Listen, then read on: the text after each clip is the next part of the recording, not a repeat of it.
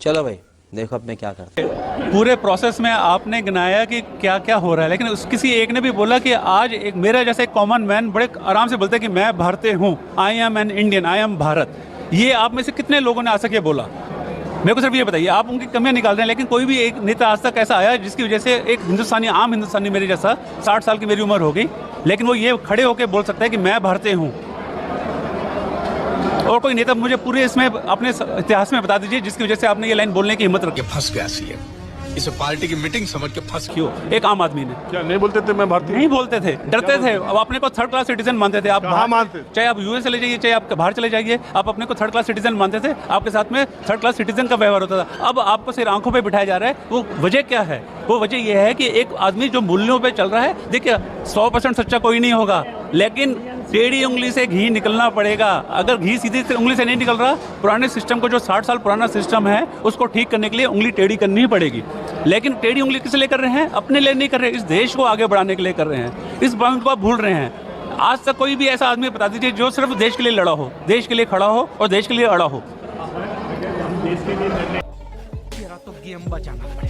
इन लोगों को क्या दिक्कत है? इनकी दिक्कत यह है कि आपका एक कंफर्ट जोन मिला हुआ था, आपकी कंफर्ट जोन कट गई, तो सब लोग बिलबिला रहे हैं। पंजाब के जो बड़े बड़े आड़ती थे, उनका एक घूसखोरी खत्म हो गई तो वो बिलबिला रहे हैं। वो ट्रैक्टर लेके आ गए, एसी लगा हुआ ट्रैक्टर। अरे मेरे जैसे आप आइए ना, धूप में खड़े होकर बताइए 4 घंटे, सब भाग जाएंगे 4 घंटे में। आप क्या करते हैं? मैं तो लोगों को शिक्षा देता हूँ, लोगों का माइंड सेट करता हूँ कि how to live in a positive mind. Don't think about negative, think about what positive is given to you because of this government. 14 से लेकर अभी गवर्नमेंट की पॉजिटिविटी बताते हैं? गवर्नमेंट की नहीं बता रहा मैं, जीवन में किसी का भी हो, कोई भी है, अगर वो सच्चा है, अच्छा है, तो आप उसके साथ अभी मजा आएगा। महंगाई, बेरोजगारी, लोकशाही की जगह थोड़ा सा सर महंगाई हो रही है, वजह क्या है, रीज़न क्या है और उसका सोल्यूशन क्या है? आप में से एक भी जो सबने बोला, आप एक सोल्यूशन दीजिए कि अगर जो वो कर रहे हैं वो नहीं, ये सोल्यूशन होना चाहिए जिससे महंगाई कम हो जाएगी।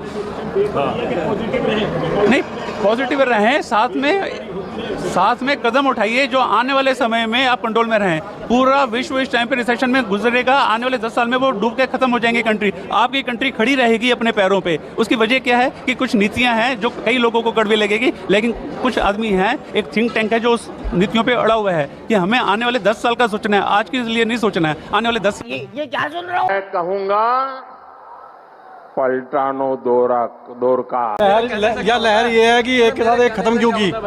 लहर एक ये है कि एक के साथ एक खत्म क्यों की? वो प्लानिंग क्यों खत्म की? 4 जून बताएगी कि किसकी आती है किसकी नहीं आती। 4 जून बताएगा। क्यों बहसबाजी फालतू में कर रहे हो? नहीं बहस नहीं कर रहा है। नहीं अब की बार 400 पार, 400 अब की बार 400 पार, 150 पार। नहीं 400 यहाँ खड़े हो, राम जी के अलावा कोई लहर नहीं। अरे राम जी तो छोड़ो, अरे राम जी को बीच में क्यों डालते हो? खुद मुकाबला करो ना, खुद अपने बलबूते पे आओ ना। हाँ जी, मेरे को सीटें चाहिए। राम जी को बीच में घुसेड़ते हो, तो अपने बहस करने की कोई जरूरत है? भगवान को घुसेड़ते हो। बहस करने की कोई जरूरत है? एक एक आदमी बोलिए, आप बोलिए। और अभी तो रुको, क्लाइमैक्स अभी बाकी। उन्होंने अपनी बात कही, आप बोलिए। आपको क्या लगता है कि 400 पार का मतलब? 400 पार सीटें आएंगी, मिलेगी उनको 400 पार। कहाँ से, किस तरीके से? अब ये कैलकुलेशन देखो, सरकार ज़्यादा जानती है। हम तो चारों बगल विकास हो रहा है और देश का विकास हो रहा है बेसिकली, क्योंकि किसी पर्सनल व्यक्ति का तो हो नहीं रहा। आप 400 पार कह रहे हो तो बीजेपी वाले जो बोलते हो वही सुन के बोल रहे हो कि आप भी अपना कोई विचार? कोई कैलकुलेशन नहीं है सर। एक इंट्यूशन है, एक अपनी दिल की चाहत है, एक दिल का एक सोच है कि भाई देश तरक्की कर रहा है। 360 तो ऑलरेडी फेंको अपनी पूरी शक्ति के साथ फेंको। 350 तो ऑलरेडी है, 360 तो आ ही चुकी थी। तो अभी दिल ये कह रहा है कि भाई उन्होंने ऐसा देश के लिए काम किया, पर्सनल तो किया नहीं ना, उनका पर्सनल कोई मोटो है। तो ये दिल की एक इच्छा भी है और एक सोच भी है कि भाई अब की बार 400 पार होने चाहिए, उनको सीटें मिलनी चाहिए। कैलकुलेशन तो जो एनालाइज करते हैं, सारा स्टैट्स बनाते हैं, वो करते हैं कैलकुलेशन। हम आम इंसान हैं, तो एक दिल की हवा निकल गई, एक इंट्यूशन है और कुछ नहीं है। हाँ जी, आपका ये भी यही है ना? बिल्कुल यही है जी, अब की बार 400 पार ये नारा है, बिल्कुल पक्का होगा। ये जो नारा है 400 पार। तो आपको क्या लगता है किस प्रदेश से ज्यादा उम्मीद है? Good question. किस प्रदेश से ज़्यादा उम्मीद है? दिल्ली का तो अभी चलो, अभी टाइम है दिल्ली में, तो बाकी तो यूपी में आ रहा है, बिहार में सेम सीटें आ रही हैं। बिहार में कितनी थी पिछली बार? 25 थी। किसकी? बीजेपी की। और जेडीयू की? शायद सब मिला के 25 थी, सब मिला के 25 थी मेरे ख्याल। बिहार में है कितनी सीटें इस बार? मेरे ख्याल से 30 सीटें कम से कम आएंगी, दोनों मिलाकर। अरे कुल बिहार में कितनी सीटें? अब इतना तो भाई साहब मुझे आइडिया नहीं है।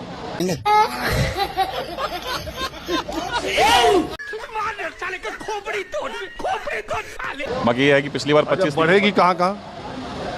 कहाँ बढ़ेंगी, मैं समझता हूँ कि 2-4 छोड़ करके तकरीबन सारी आ रही हैं। कहाँ की? बिहार में पूर्णिया से आ रही हैं सीटें। पूर्णिया से कौन उम्मीदवार? पूर्णिया से उसके जेडीयू के उम्मीदवार हैं, साजी हैं, वो आ रहे हैं। और बिहार के अंदर मैं समझता हूँ मधेपुरा सीट पक्की है, जेडीयू से है, पूर्णिया की पक्की है। और आप इस साइड आते हैं, गया साइड आते हैं, वहाँ पक्की है। नवादा साइड आते हैं, वहाँ पक्की है।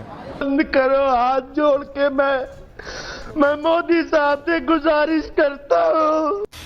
उठा ले रे देवा, उठा ले रे बाबा, मुझे अमीर को नहीं रे, ये 2 गरीबों को उठा। आप बिहार से हैं? नहीं, मैं तो दिल्ली से ही हूँ। तो बिहार के तो पूरी सीटें कितनी है इतना तो आपको पता ही नहीं है।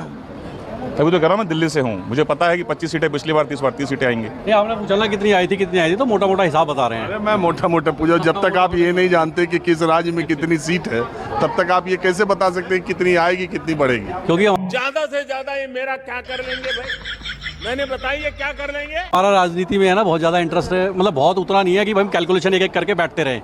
हम एक न्यूज़ देखते हैं। आपके आशीर्वाद मेरे सर आंखों पर।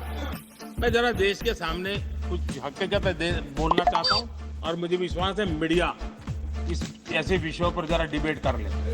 क्या क्या कहना क्या चाह रहे हैं भाई आप? महंगाई दर कुछ होने वाला नहीं। खेल खत्म,